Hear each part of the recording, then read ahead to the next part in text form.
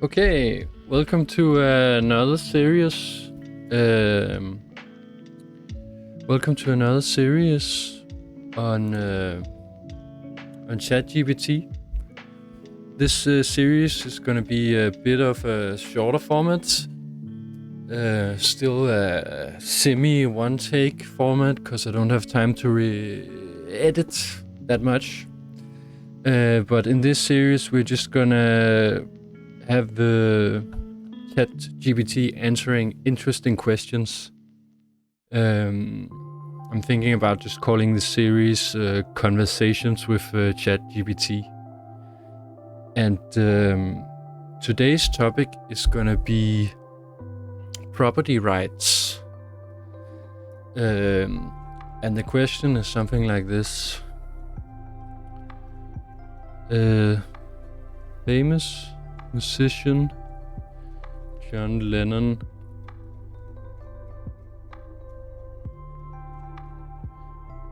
wrote a lyric saying, "Imagine no possessions."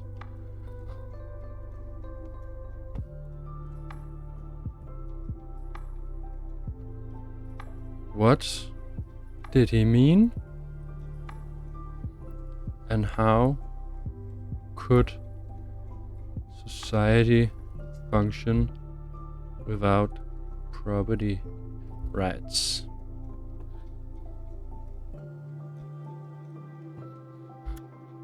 Imagine is a song by John Lennon, and the lyrics "Imagine no possessions" refer to a utopian vision of a world without material wealth or the concept of private ownership.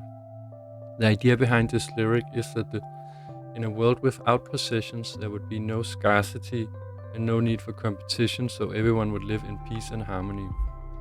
In such a society, property rights as we understand them today would not exist. Instead, resources would be shared and distributed according to need. It's an utopian idea that suggests that if people were to renounce their attachment to material things and focus instead on the things that truly matter, such as love and compassion, the world would be a better place. Of course, this is just an ideal, and it's difficult to imagine how such a society could actually function in practice. The concept of private property has been a fundamental part of human societies for thousands of years, and is deeply ingrained in our economic and legal systems. It's unlikely that we will ever see a world without property rights, but the idea behind Imagine continues to inspire people to think about how they can create a more equal and just society. I would say, in a way, we already live in a world where there's no such thing as property rights. And that sounds a little bit dumb, but we have to accept that property rights is a social construct. And in a way, you could argue that there's no such thing as like objective stealing. Objects and resources just change hands. That's what happens objectively. Or like they just change position in the world. So property rights is a game that we play on our psychic layer. And the challenge is to imagine an alternative to the game that we are playing right now on the psychic layer, surrounding stuff and things. And I think it's true that some of the biggest problems we're facing today as a society is logistical. That means basically organization. It's about getting things to where they need to be, and about sharing things in a way where objects can be the most useful and most benefit most people.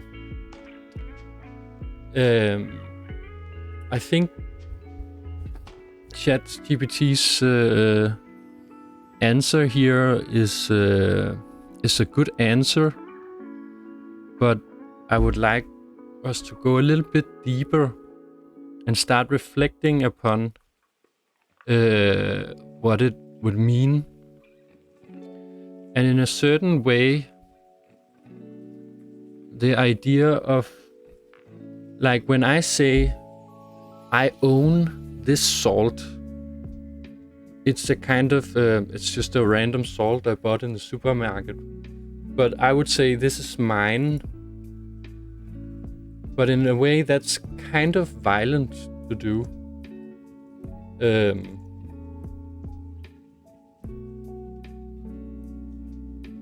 Because who am I really to say that this is mine? And the reason it's violent is because money hasn't been around always, and money isn't a fine-tuned, just system.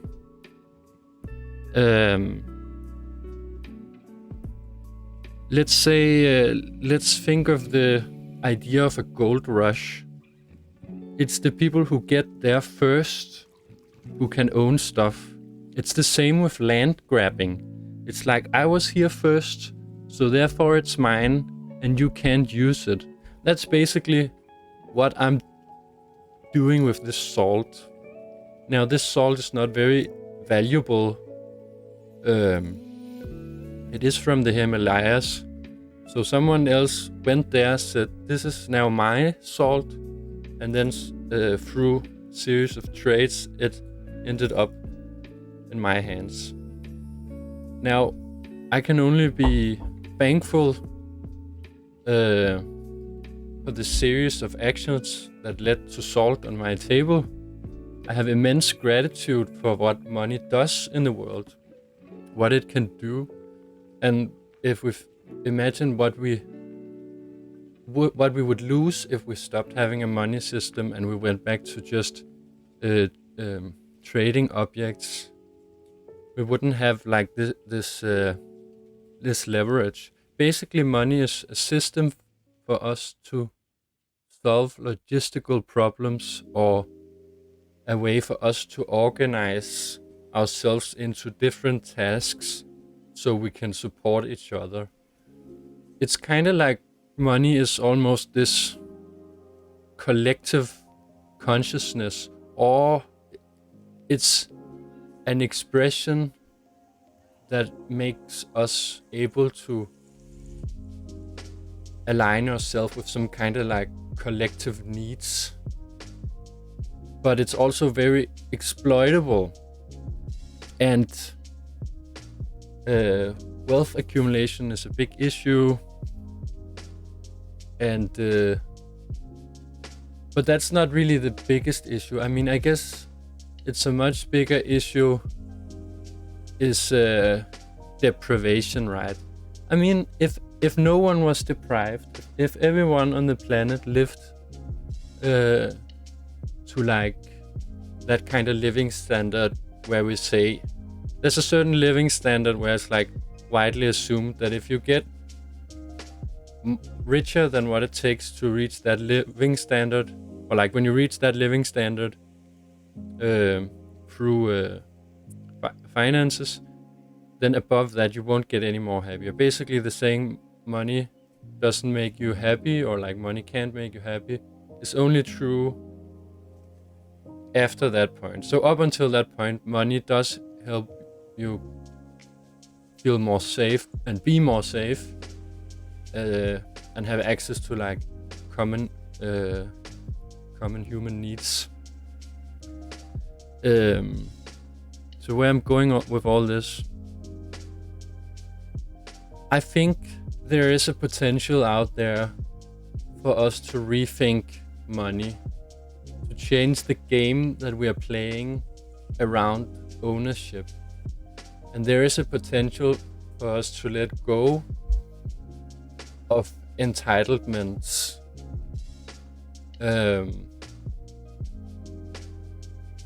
It's not easy.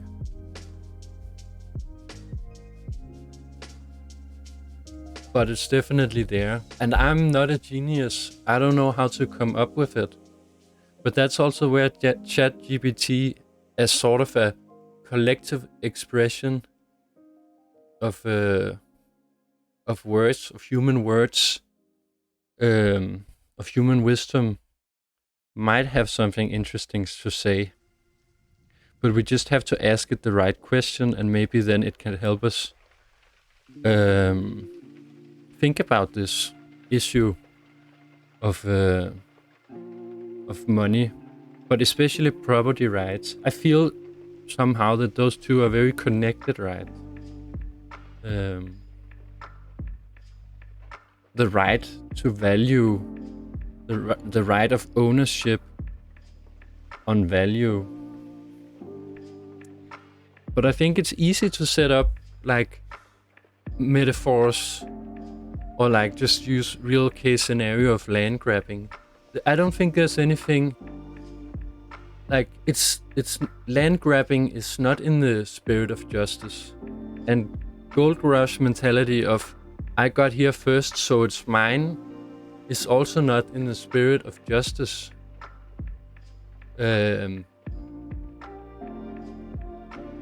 It's just the way that the world works.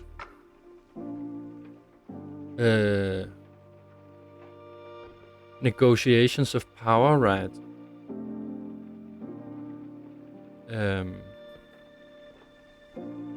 Yeah, this is some complicated stuff we're going into.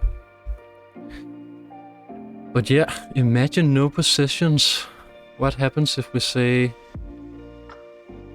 tell ChatGPT,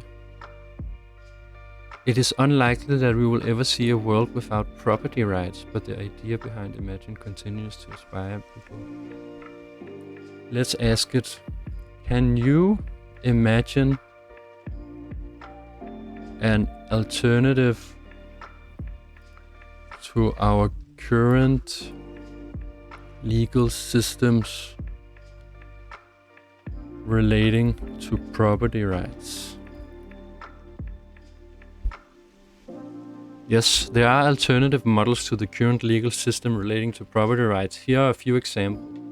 Communal ownership. In this model, property is held in common and decisions about its use and distribution are made collectively. This system is often seen in indigenous communities and intentional communities.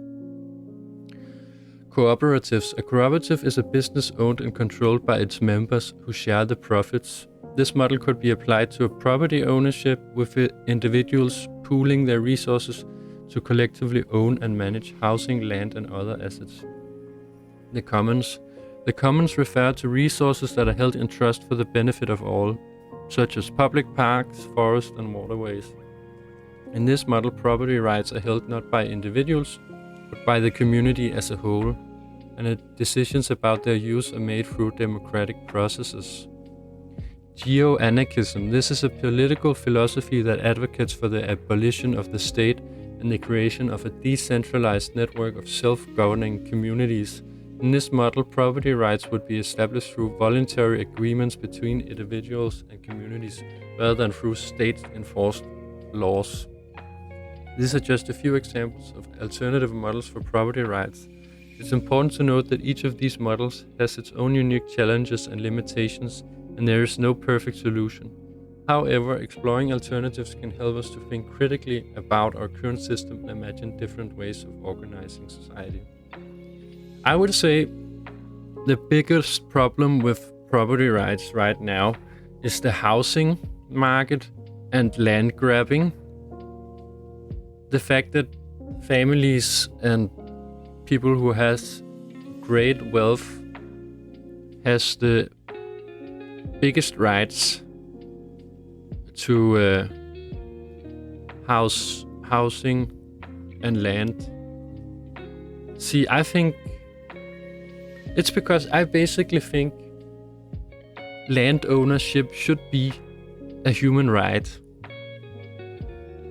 It's like we're born into this world And we all deserve to have our own space. I think having our own space should be a human right. And I don't think that the money is a system that looks at it this way. Basically, the housing market is medieval. There's a few rich people who owns everything and make a lot of passive income from just owning it. And so they're not even spending the money necessarily on just maintaining the properties. I mean, because I think there's definitely an argument to be made for stewardship and ownership, but they're not the same, unfortunately. It makes sense that if you're the steward of something, then you have more say in a way. You're the steward of a house, you're taking care of it, you're maintaining it, making sure it's functionable, it functions, and it's a livable space. Then I think you should have a bigger say in what's to be done with that space.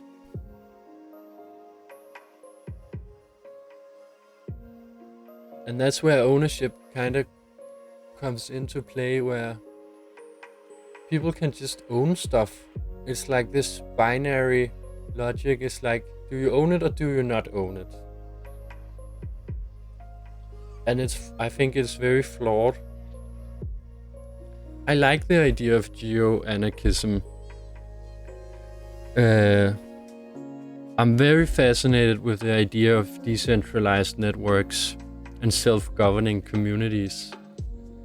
And I think this whole blockchain thing is much more than hype, because it is the technology we need to establish direct democracies, and can act as an alternative self-reinforcing system that is not money-based but vote-based. So we can make, if everyone has their own key, I mean, I'm no expert, but the idea is that everyone has a say in basically the technology can facilitate direct democracy at a huge scale. And you can opt in and out of certain blockchain paradigms. You can say, so we can even imagine, instead of people thinking of themselves as a nationality, as a state citizen, as a citizen of a nation, they could think of themselves as subscribers to a certain way of doing things that are described in the blockchain platform and that are continuously changed through the community, through the people who subscribe to that platform.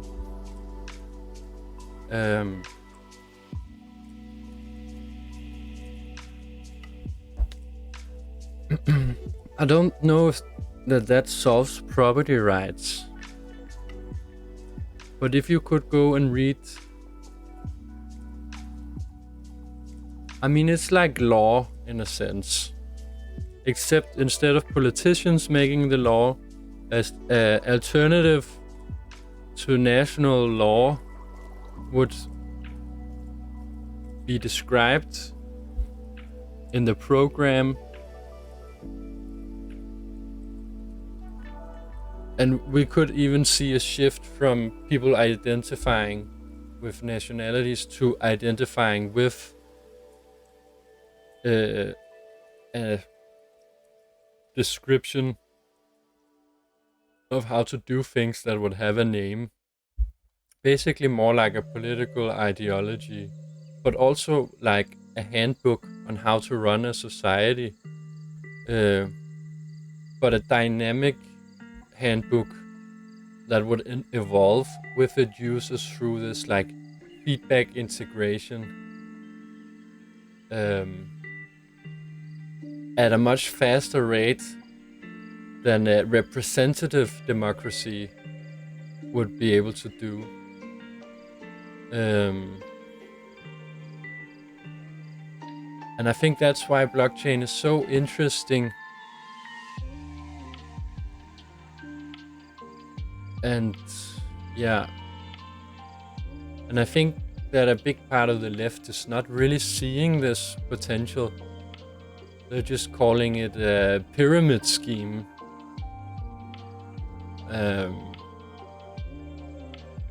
Which is fine, because that's probably a lot of what it is, especially right now. Especially because also the tech is so new and there's a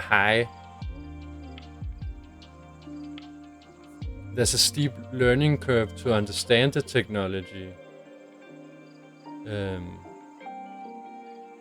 And the truth is that no one can learn, or like, we probably don't all have to learn the technology, but it should of course be prioritized in terms of safety and stuff. But no one needs to know how a car works to drive it. So in that way, the tech is okay that it's too complicated for most people, as long as it's completely transparent, and that what it does is formulated and translated to a normal language that everyone can also access, like a manifesto of how it works. And that's also, I think, the issues like with communal ownership and self-governing communities. The issue is that it's not really scalable, right? You can't make a direct democracy very big, because in the past, if you have a room with more than 100 people trying to discuss an issue in real time, the bandwidth is just too slow. But if you have an online facilitated forum with the best arguments getting voted up and down, people could just follow like a comment section basically, and then a voting based on your key, on your membership key as an individual into that system. Then of course there's the issue of how you make sure that people don't have multiple keys, and what do you do when they lose their keys, and yeah, I'm really going into territory beyond my scope here. And that's why we should ask ChatGPT, what is the most successful real life application of communal ownership? In this model, property is held in common and decisions about its use and distribution are made collectively. This system is often seen in indigenous communities and intentional communities. Yeah, I imagine like a shared workshop is kind of like this, right? You have some shared tools. Instead of everyone owning a drill, 10 people can share the same drill, depending on how much they use it, right? But then you would still need a steward of the tools who made sure that they were working and took care of them. I'm not exactly sure how indigenous communities were doing this, but this is just one use case I was thinking of. And like communal cars, shared cars is a thing now. I think generally people will move towards this, because when we can solve the logistics and the organization of this, it will be cheaper for everyone.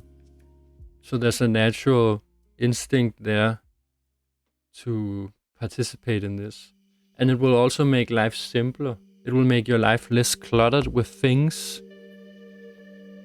Cooperatives. A business owned and controlled by its members. Yeah, so that's basically what I meant with the whole blockchain thing facilitating a direct democracy. It's basically like a big cooperative that replaces nation state. And we might see that in the future. Who knows, right? People might be like, as soon as such an alternative has a strong enough position in the world that you can lean out of your national identity and lean on that for safety, that's when we are going to see real shift.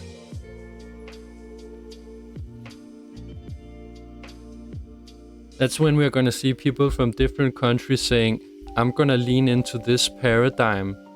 I will be both my national identity. Of course I won't cut ties with that, because that's just like cutting privileges. But it might be like a process of replacing the commons. Yeah, the commons, parks, forests, waterways. Yeah, housing is definitely not commons. But I really think it would be much nicer to live in a place where the state owned most of the housing instead of private people owning most of the housing. And then the state could rent out its houses to its citizens. And the price would be based on upkeep and a little bit on popularity as well. Of course, there's going to be places that are more popular to live.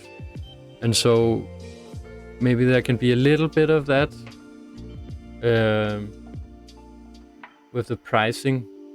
But then I think mostly waiting lists is the most fair system. And all of these systems, of course, we need to be very nitty-gritty and go into details to figure out what works and what is fair. It's very complicated. Maybe... But there's lots of solutions to all these problems already. It's just about figuring out what's the best.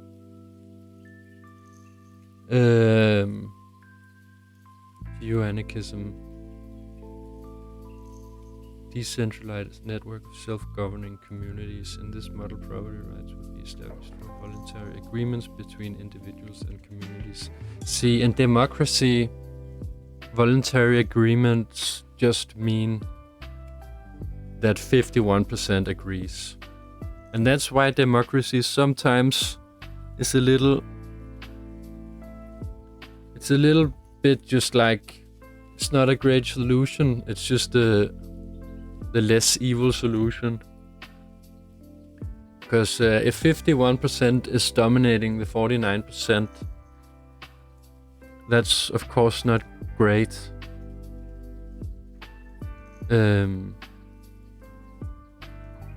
And the emergence of these like decentralized networks could also lead down to segregation. But I think that would make sense, because then we would segregate, but then the most humane networks would be the most flourishing networks also. I hope. That might not be the case at all, actually. Reality might be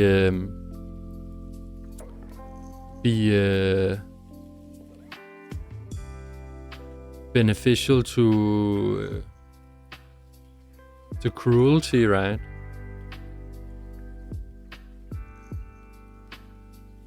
That's very sad thought.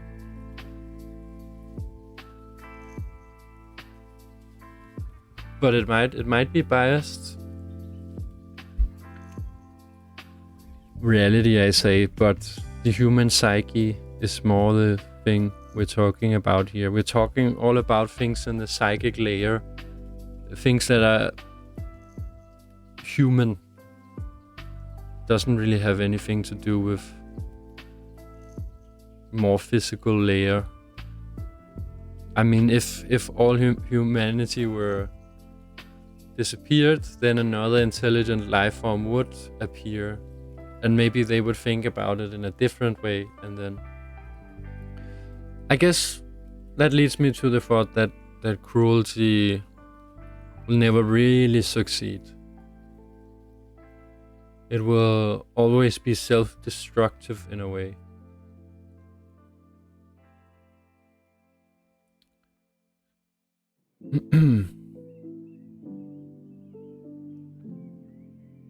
But yeah, basically, because it's on the psychic layer, I don't have to tell myself that I own this salt. I can also see it as a blessing, this salt. And that it's not ownership.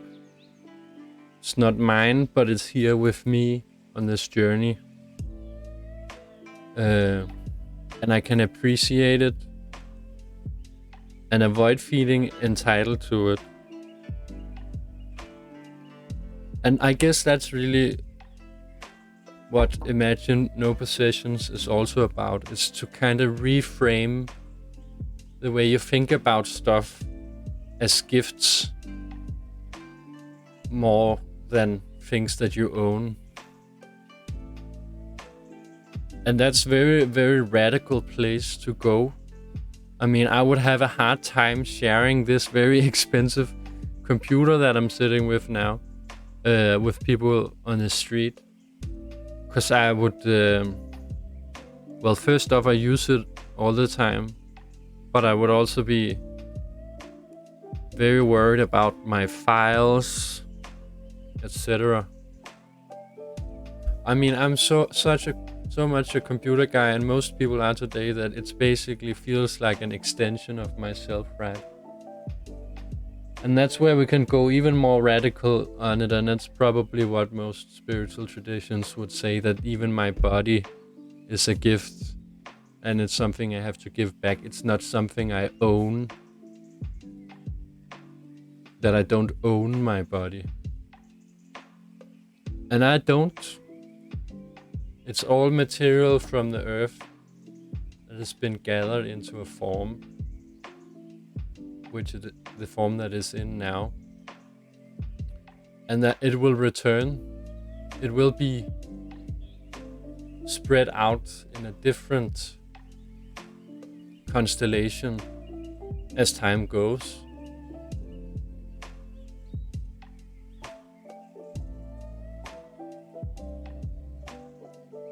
And that's how I like to think about it. I like to think of property rights as just a game on the psychic layer.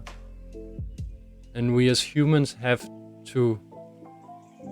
we get to decide what games are we playing.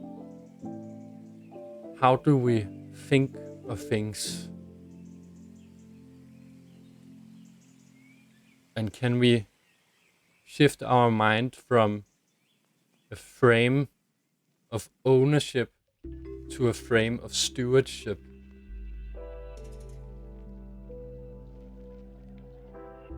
Anyhow, I'm really getting into just thinking about talking about this on my own.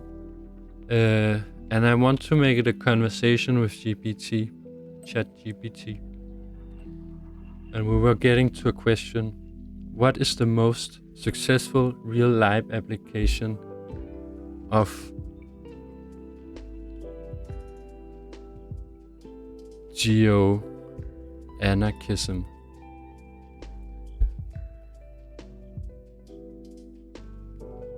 Geo-anarchism is a relatively new and niche political philosophy, and there are no large-scale successful real-life applications of it However, there are some examples of intentional communities and experiments in self-governance that align with some of the principles of geo-anarchism. For example, there are intentional communities such as kibbutzim in Israel and collectives in Spain that have practiced communal living and decision making without a centralized state.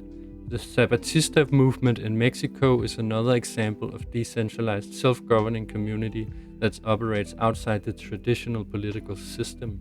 In recent years, the development of blockchain technology and cryptocurrency has also led to the emergence of decentralized autonomous organizations, DAOs. Yeah, that was what I was kind of thinking about, I guess. Which are organizations run through rules encoded as computer programs on a blockchain. These organizations are governed by their members and operate without the need for a centralized authority. While these examples are not exactly geo-anarchist in nature, they do demonstrate the possibility of decentralized self-governing communities and organizations. It's too early to tell whether these models will be successful in the long term, but they do provide some interesting examples of alternative approaches to governance. DAO, Decentralized Autonomous Organizations. Yeah, imagine that the DAO was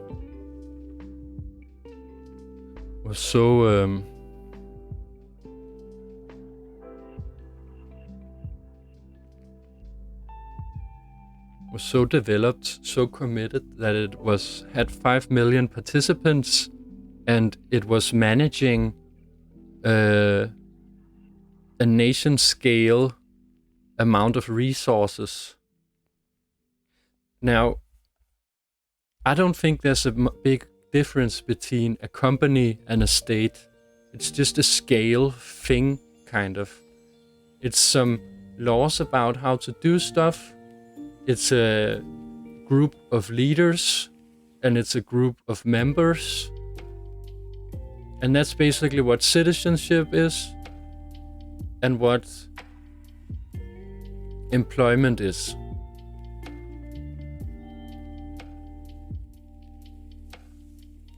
On some kind of like abstracted level. Of course, the words mean different things. They're not exactly the same, but on a kind of abstract level, that kind of agency, that kind of role in a social context is kind of similar, except the scale of it and except the specifics, of course.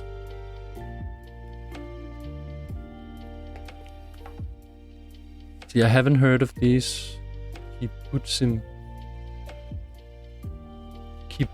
Kibbutz. Of course, I again don't know if I'm saying it correctly. It's a type of settlement which is unique to Israel, a collective community traditionally agrarian. The first kibbutz was Degania Elef, founded in 1920. Today there are over 270 kibbutzim in Israel. They have diversified greatly since their agricultural beginnings, and many are now private.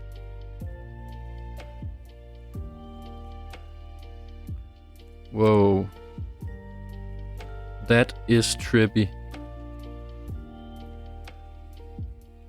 How the circle symbolizes, and the guns, yeah.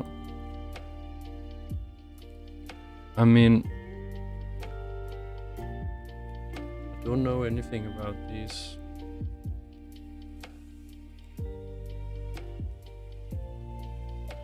But are they settlers? Are they land grabbers?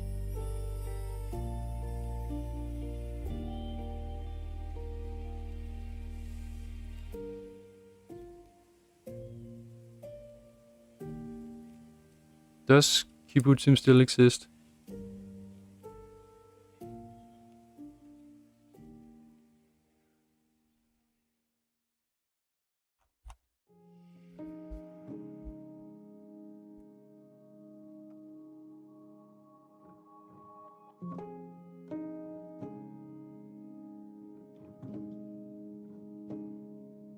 Settlement movement is a term used in Israel to describe national umbrella organizations for kibbutzim, moshavim. Situfum and communism is not related to the term Israeli settlement, which denotes settlements outside the Green Line. Okay, so it's not related. Oh, this is hard to talk about when you don't know it at all. There could be so much controversy and stuff related to this.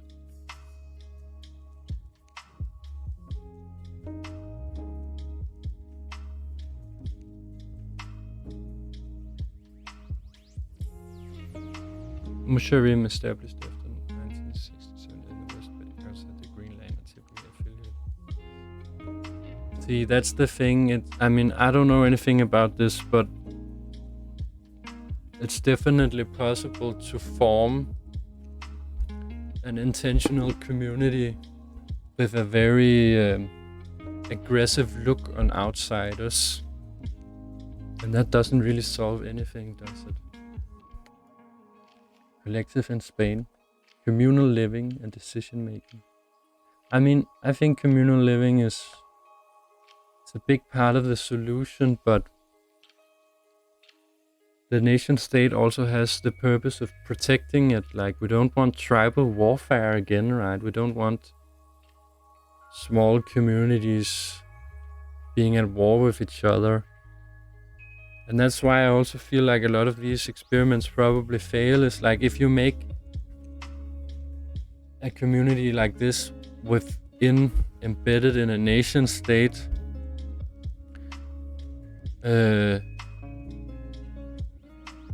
you're gonna be like almost like a foreign body within another body. So that an analogy could be maybe immune system. If I get something inside my body, my immune system gets triggered because it's different and it's a threat to how my body does things. And so it will put pressure on that body to cease.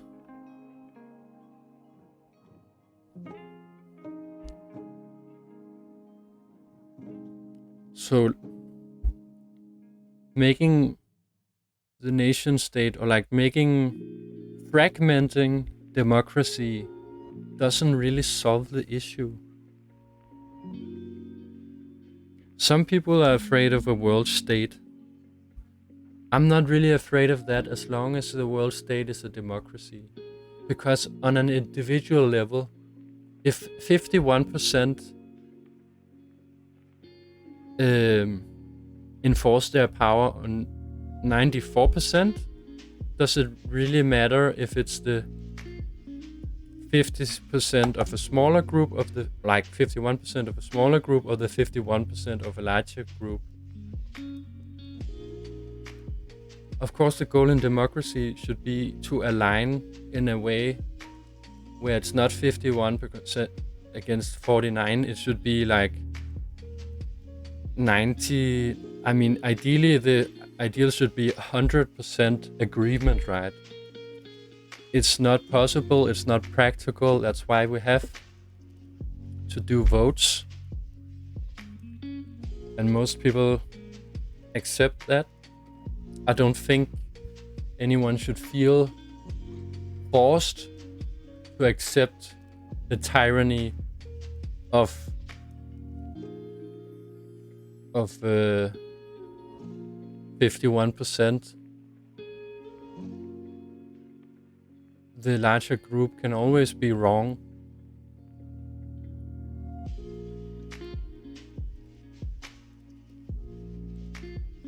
But still, sometimes,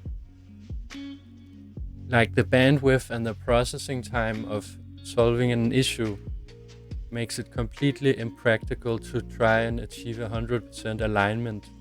Except in smaller groups, it can be possible to, within a family unit, maybe reach 100% alignment. But who knows a family like that? I certainly don't.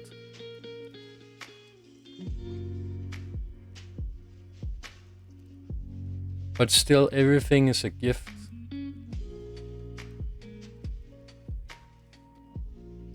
if that's any help. It's not really for extreme situations, but for the lesser things, for the smaller things in life, I think that can be some kind of comfort in that thought.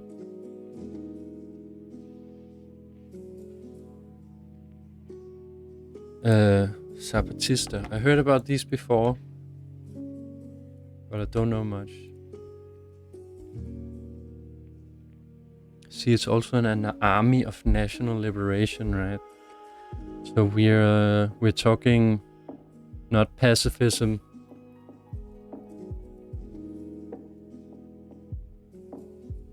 Zapatista Army of National Liberation, often referred to as Zapatistas, is a far-left political and militant group that controls a substantial amount of territory in Chiapas, the southernmost state of Mexico. Since 1994, the year I was born, the group has been nominally at war with the Mexican state, although it may be described at this point as a frozen conflict. The ECLN used a strategy for civil resistance. The Zapatistas' main body is made of mostly rural indigenous people, but it includes some supporters in urban areas and internationally.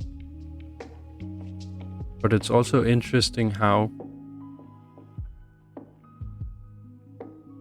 I mean, ideally there should be enough space in the world for people who are different to just like segregate and have their own little reality going on.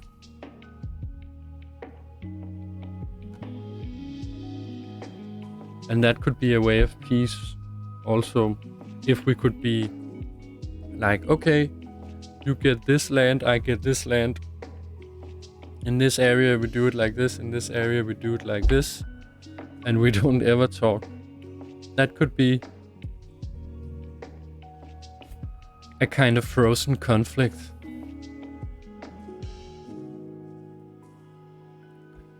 What makes the Zapatista movement different from regular democracy?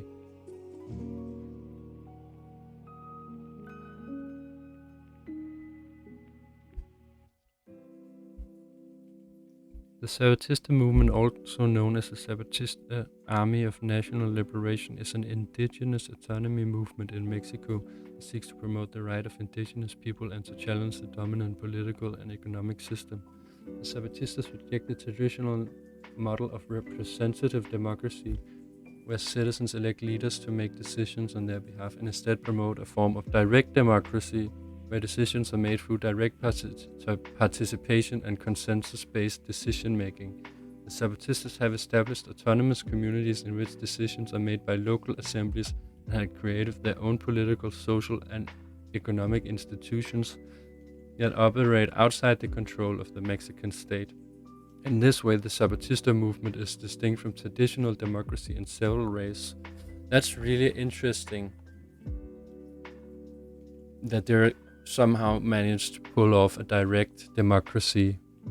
I don't know anything about the conflict, the real conflict, and the agents within that conflict, but I have a tendency to always side with the smaller body, or at least give them a lot more benefit of the doubt, right?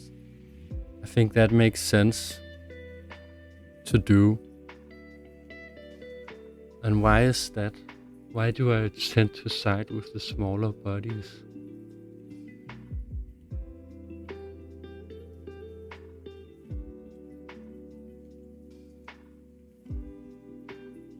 Anyway, that's also a really interesting question that I don't really have the answer to right now.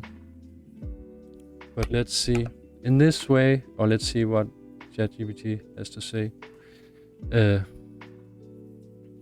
on the Zapatista movement. In this way, the Zapatista movement is distinct In this way, the Zapatista movement is distinct from traditional democracy in several ways. 1. Emphasis on direct participation. The Zapatistas emphasize the importance of direct participation and decision-making by the people rather than relying on elected representatives. 2. Focus on autonomy and self-governance. The Zapatistas aim to establish autonomous communities and to build their own political, social, and economic institutions rather than relying on the state. I mean, this sounds to me more like the spirit of democracy than the representative democracy. And if they can pull this off, big props to them. Basically, representative democracy is like the lazy version of what they're doing then. Point 3. Critique of neoliberalism. The Zapatista movement is rooted in a critique of neoliberal economic policies and the impact of globalization, and seeks to promote a more equitable and sustainable economic system. What does equitable mean? Fair and impartial.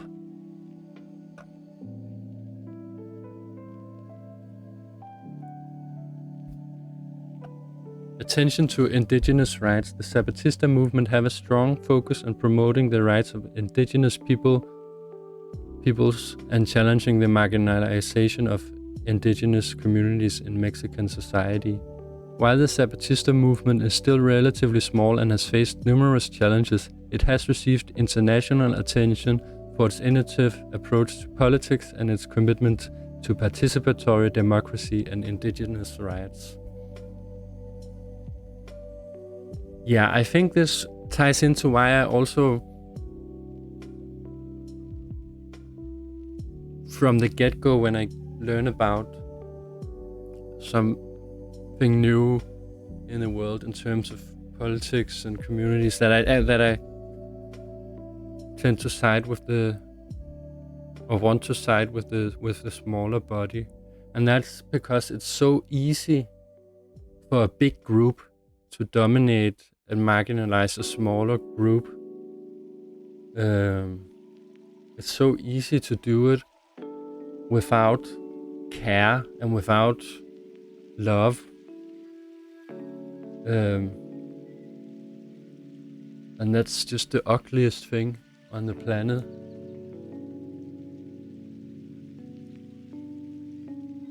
While the Zapatista movement is still relatively small and has faced numerous challenges. Yeah, okay, so I wrote that already. So they're basically doing, or what I take away from this is they're basically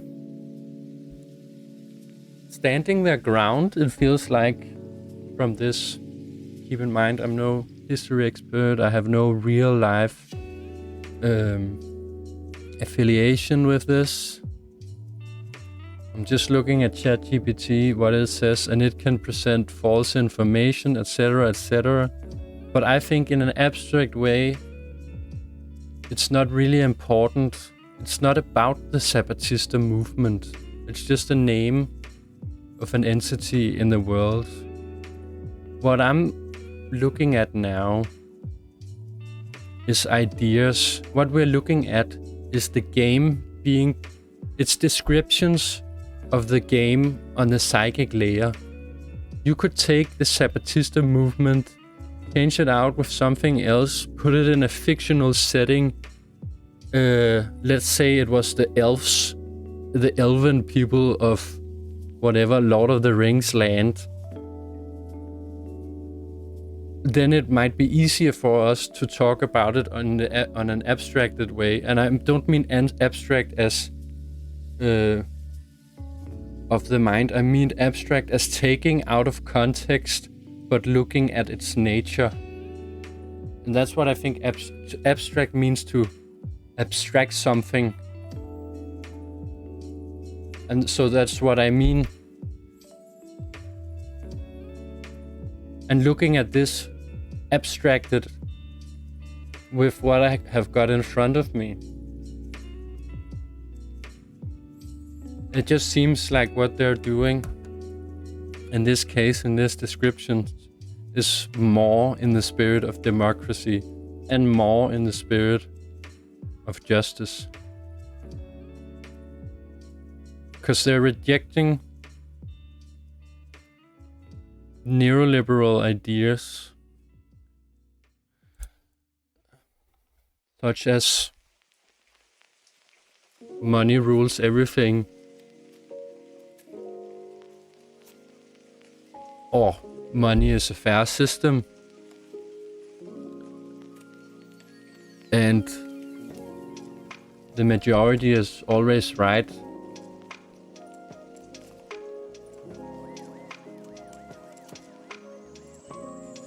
There's a case to be made for small communities that pick up weapons and defend themselves. That's self-defense in a way. They're defending their way of life, especially if they're indigenous and like native to the land. I don't want to say they're more entitled to the land because they came first, but they're not the ones who are doing growth. They're not the ones who are taking more to themselves. Where the big group is like, we are the big group, we want more. We can't share the cake with people who are different from us. We want the whole cake for people who are like us. And that's also really ugly.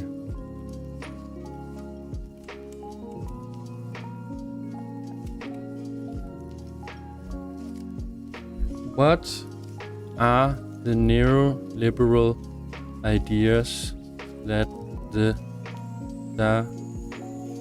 Zapatista movement rejects? What are the most important neoliberal ideas that the Zapatista movement rejects?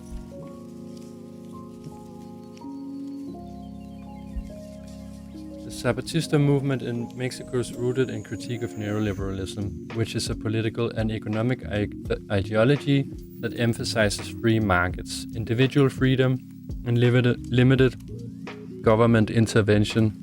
Here are some of the most important neoliberal ideas that the Zapatista movement rejects. It's also the whole idea of a free market is interesting. To me, the free market just seems like an illusion. There's no such thing as a free market. All markets can be manipulated. And I guess it's also very much a neoliberal thing is to... And I don't even know if it is, but I feel like the people I know that are liberal, they're against monopolies.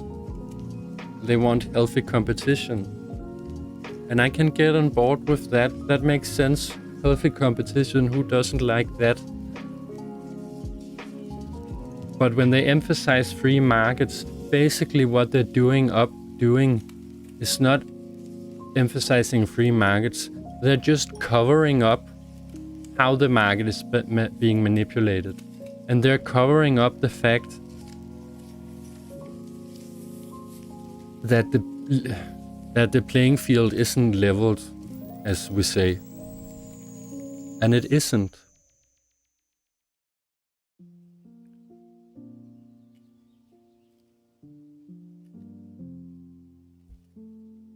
One, free markets.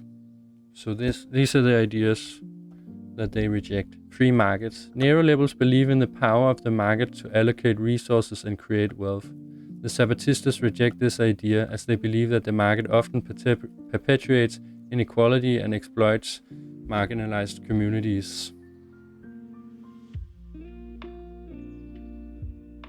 Yep, I want a little bit more of an argument, but fair enough, that's an idea that they reject. Privatization. Neoliberals advocate for the privatization of public goods and services such as healthcare, education, and infrastructure.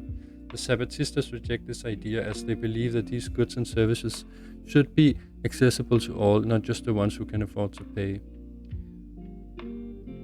Yeah, I think that's nice. It's nice if everyone has access to these things. And I think I'm not even sure that the right axis of conflict is private versus state owned. The problem is really the centralization of power. And I think it just is so that with privatization, we often see power being more centralized because the people who sit with that power is not people elected, they're not representatives. So that makes them more centralized than a people selected power person is, if that makes sense. Now, in communism, we can have the same issue with power being centralized on a few people so that they can abuse that power. So I'm not even sure that this like private public is the real axis of issue. It's really about decentralizing the power so that no one can say, you deserve it, you don't deserve it. And the interesting thing, and that's why I also think I can understand when why people can be happy in a dictatorship, because if the people with that power is using that power in terms of sharing with all and making it accessible to all, you can be a dictator who makes a healthcare system and education system available to all your citizens. That's not dependent on you being democratically elected, how you choose to apply that power. But it's just much easier to change the people in power in a representative democracy than it is in a dictatorship. Because in a dictatorship, the power is a segregated feedback loop.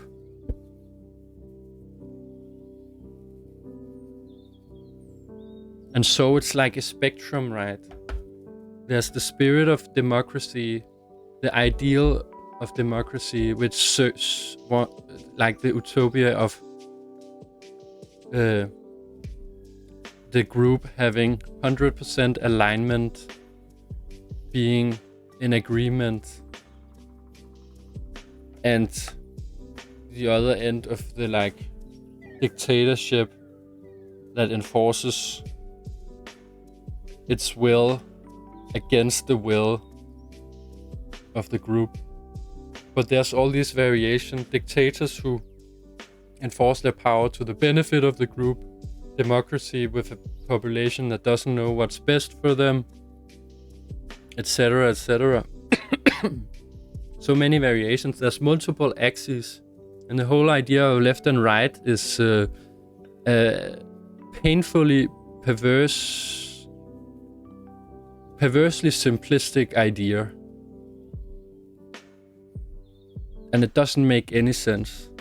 There's so many cases in politics that you simply can't represent it on a single line. Each party could have each topic in politics could be represented in its own line. And so if we were to make a realistic topology, like a graph of politics, there would have to be so many lines, one for each kind of like, in theory there should be a line for each law,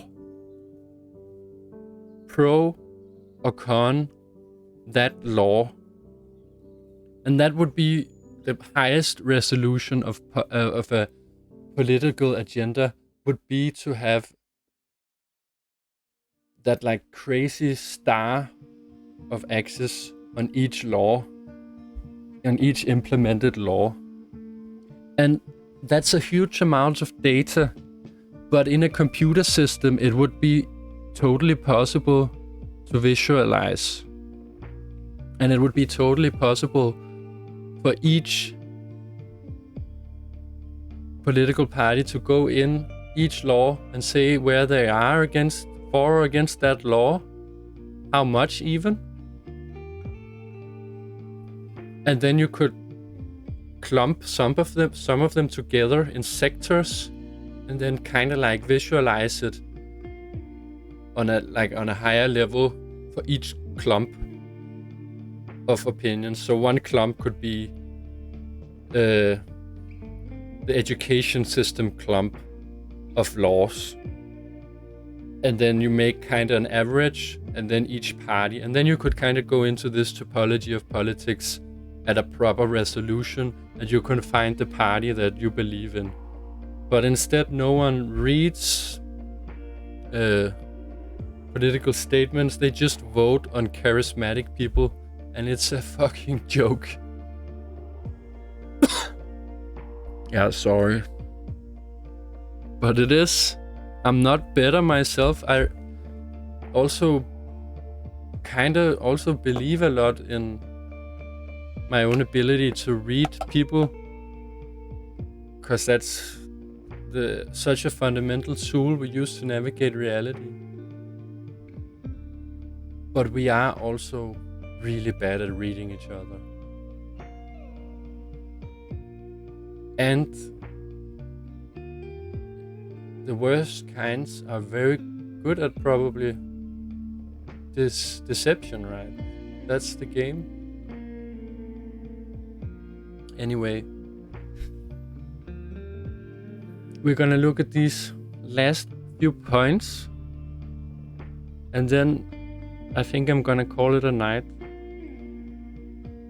I can feel that I'm being a little bit like emotionally affected by this. Not like an issue, but it's just I'm also tired, and it's some heavy stuff. Yeah, don't know what I want to say. Just feeling a little overwhelmed. But point 3. Globalization. Neoliberals see globalization as an opportunity to increase economic growth and reduce poverty. The Zapatistas reject this idea as they believe that globalization often exacerbates. Does that mean like condone or something? Make a problem worse? Okay, so like increase. As they believe that globalization often exacerbates inequality and leads to the exploitation of poor communities. I think there's definitely some merit to that. Like if we look at how the industrialization developed, it's like they just move it to the next country. But yeah, point 4. Individualism. Neoliberals place a strong emphasis on individual freedom and responsibility and reject collective solutions to social and economic problems. The Zapatistas reject this idea as they believe in the importance of community and collective action.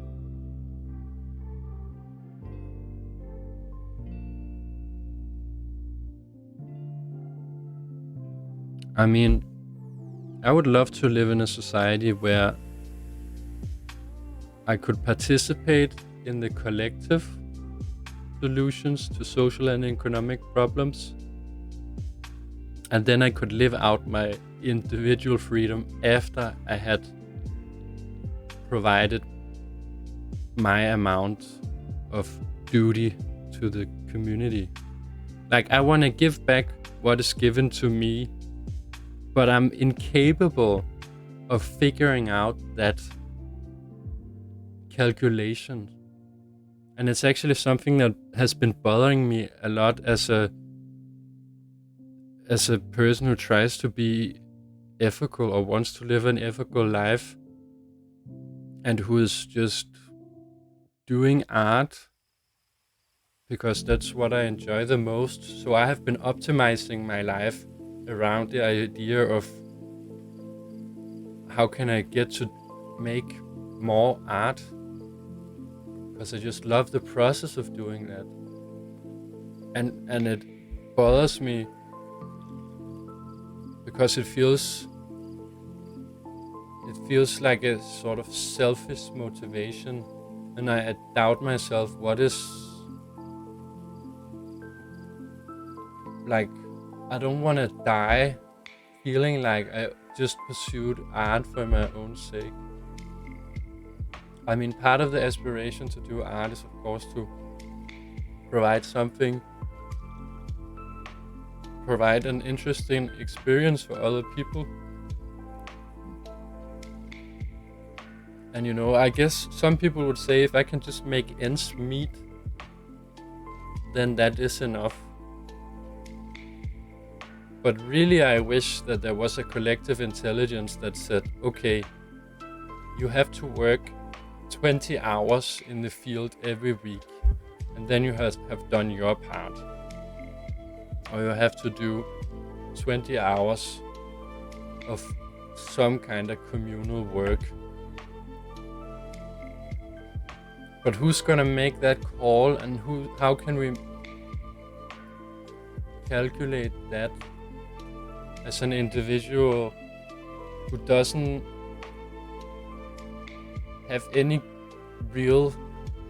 feel any real group identity? Like, what authority am I gonna look at? I guess I don't have to. I guess I just have to go by my heart. That's all I have, I guess.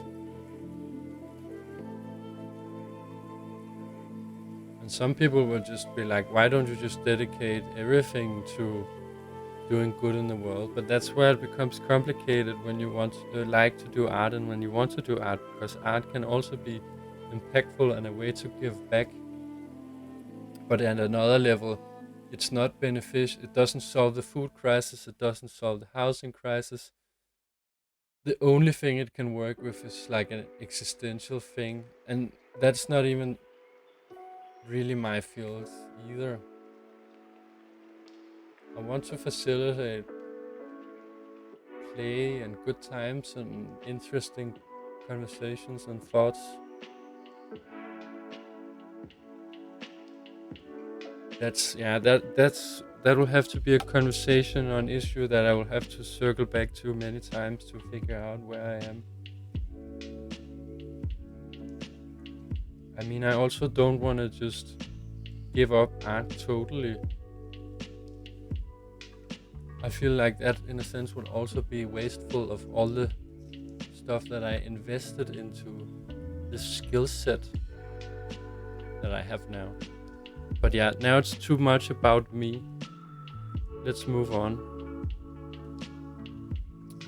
5. Limited government. Neoliberals believe in limiting the role of government in economy and society.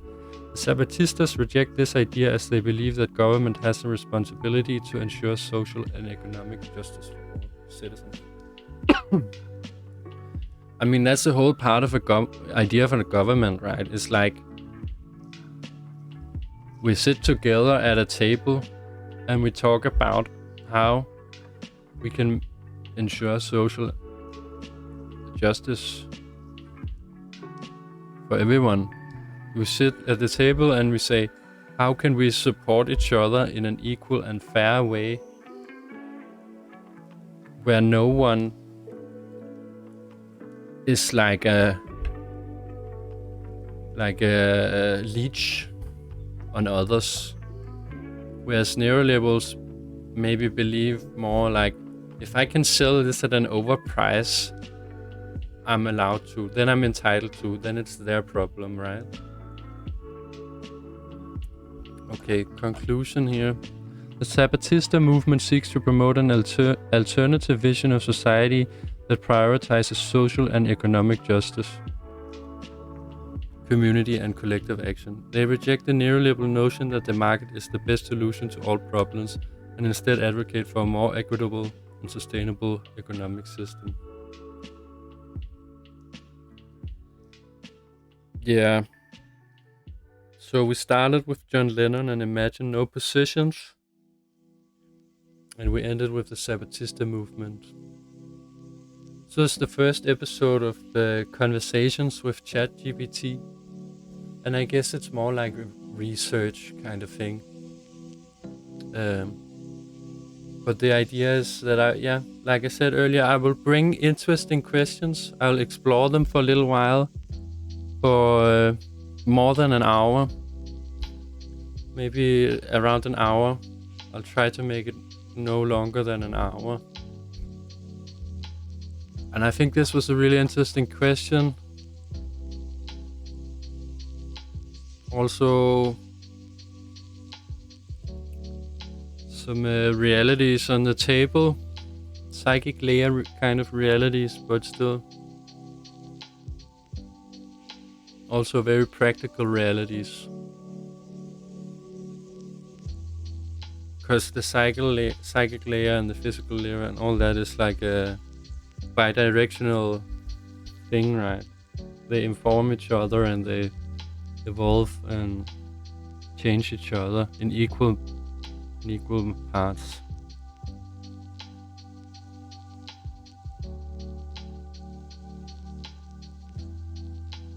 Definitely interesting. Let's see some pictures of Zapatistas. Oh yeah, we already looked.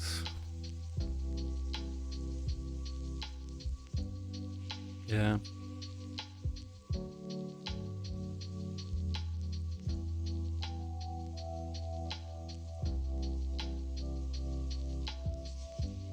Interesting.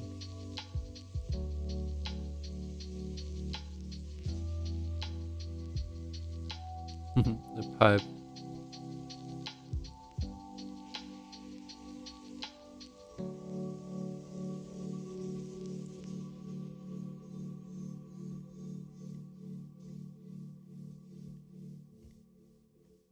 But yeah, that will be all for today's Conversations with ChatGPT. Thanks for joining me. And that's it, I think. Not much else to say. So yeah, thanks for joining. See you